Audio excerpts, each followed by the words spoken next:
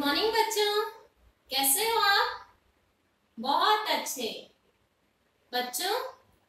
आज हम कविता का चित्र के द्वारा इसका भावार्थ करेंगे। एक बार हमने पहले भी किया था, आज उसका पुनः दोहरान करेंगे और इसके साथ साथ इससे संबंधित समानार्थी शब्द भी चित्र के द्वारा ही हम इस पर चर्चा करेंगे। ठीक है बच्चों? तो बच्चों, कल का होमवर्क सबने कर लिया? बहुत अच्छा, बहुत अच्छा। सबने समानार्थी शब्द लिख लिए? बहुत अच्छा बच्चों। ठीक है, आप अपने पाठ्य पुस्तक निकालो और इस चित्र के ऊपर भी ध्यान देना कि मैं कौन सा कहां बोल रही हूँ। ठीक है बच्चों? जिस तरह बच्चों यहाँ पे जो चिड़िया का अंडा है वो अपने आप को इतना ही सीमित समझता है कि बस मेरी दुनिया इस छोटे से घोंसले, छोटा सा घोंसला जो सूखे तिनकों से बना हुआ है। जैसे कि बच्चों, जैसे कि आप जब छोटे थे, जब आप अपनी मम्मी के पास थे, तब हमें यही लगता था बस ये मम्मी और ये चार दीवारी ही हमारा संसार है। जैसे जैसे हम बड़े होते गए, हमें चलना बोलना सब धीरे धीरे जैसे जैसे मम्मी के द्वारा सिखाया गया, तो हम 1 से 4 सदस्यों को पहचानने लगे, उनसे बातें करने लगे। तब हमें पता चला कि मेरी दुनिया कमरे से बाहर हॉल तक है। फिर जब हमारे स्कूल में एडमिशन हुआ, तब हमें लगा स्कूल से घर, घर से स्कूल तक ही हमारी दुनिया है। ऐसे लगातार जब जैसे जैसे हम बड़े होते गए, वैसे वैसे हमारी दुनिया भी बड़ी दिखाई देने लगी। लेकिन बच्चों, एक बात ध्यान रखना, दुनिया भले ही बड़ी दिखे, लेकिन उसमें खुशी होना बहुत जरूरी है। और खुश हम कब हो सकते हैं? जब हम सब मिलकर रहें, मिलजुल कर रहें, आपसे सुख दुख के बारे में एक दूसरे से विचार विमर्श करें, हर त्योहार साथ में मनाएं, तब हमें बहुत अच्छा लगता। तब हम लोग क्या कहते हैं कि ये दुनिया बहुत सुंदर है। जैसे दीपावली होती है, सब एक, कोई जाति वाति का कोई भेदभाव नहीं होता है, सब एक जैसे दिए लगाते हैं तो कितना सुंदर लगता है। तब हम कहते हैं हाँ, दुनिया आज देखो कितनी जगमगा रही है। उसी तरह बच्चों, हमारी इस कविता में चिड़िया का संसार जो हमेशा यही समझती थी जब छोटी थी कि मेरी दुनिया इस घोंसले तक ही सीमित है। एक दिन वह सफेद अंडा फूट जाता है और नन्हा सा बच्चा निकलता है। तब वह देखता है कि मेरी दुनिया, इस घोंसला कहाँ होता है? टहनी पे होता है या फिर कहीं छोटी सी जगह पे, यानी वो अपने आप को वहां तक ही सीमित, टहनी पर, कि जिस पे टहनी और मेरा घोंसला, यहाँ तक कि आस-पास में जो भी चीजें हैं वहां तक ही मैं सीमित हूँ। जैसे कि बच्चों, हमें वहां तक ही सीमित होते हैं। जैसे हम पहली कक्षा में पढ़ते हैं, तो पहली कक्षा के जितना ही हमें ज्ञान अर्जित किया जाता है, जैसे जैसे हम आगे बढ़ते जाते हैं उस हिसाब से हमें क्लास के, कक्षा के अनुसार हमें शिक्षा दी जाती है ना बच्चों? अब देखिए, यह है चिड़िया। अब छोटी सी बच्ची है, छोटी सी चिड़िया जो अब घोंसले से बाहर आके अपने घोंसले को देखती है कि मैं इस सूखी भरी तिनकों से बना ये मेरा घोंसला यहाँ तक ही सीमित नहीं है। अब मुझे टहनी पर होना चाहिए, अब मैं टहनी ही मेरा घर है। अब देखिए, ये टहनी तक ही अपनी दुनिया मान रही है। तो बच्चों, पहले वह टहनी पर अपनी दुनिया देखती थी। जैसे वो बड़ी हुई तो वह शाखाओं पे जाने लगी, शाखाओं पर बैठने लगी और शाखाओं पर हरी हरी पत्तियां मुलायम उसे बहुत अच्छी लगती, और उसने अपने आसपास के माहौल को भी सुंदर बना दिया।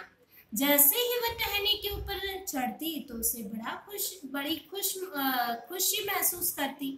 तो धीरे धीरे जब वह बड़ी हो गई तो उसने एक दिन क्या सोचा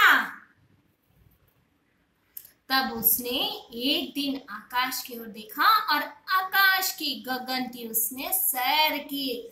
तब उसे वास्तविकता का पता चला कि दुनिया छोटी नहीं है, यहाँ तक कि सीमित नहीं है, दुनिया बहुत बड़ी है।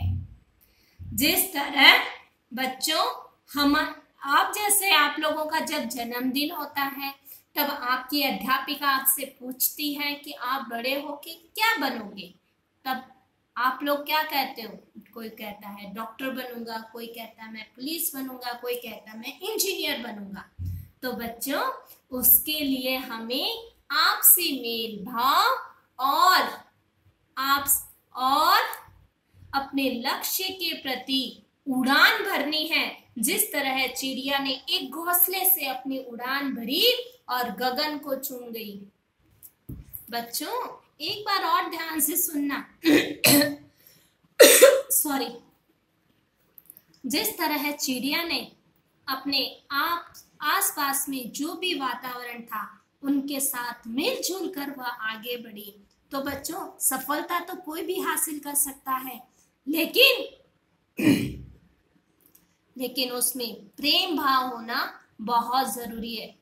ठीक है बच्चों, जैसे हमें चिड़िया की तरह, चिड़िया ने गगन की सैर की लेकिन उसने कभी भी अपने लिए घमंड नहीं किया, सबके साथ मिलजुल कर रही और मिलजुल कर ही उसने संसार को जाना। तो बच्चों हमें भी मिलजुल कर ही इस कोरोना वायरस को जड़ से उखाड़ के फेंकना है।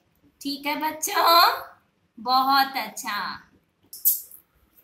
बच्चों आज हम कविता से संबंधित समानार्थी शब्द पढ़ेंगे।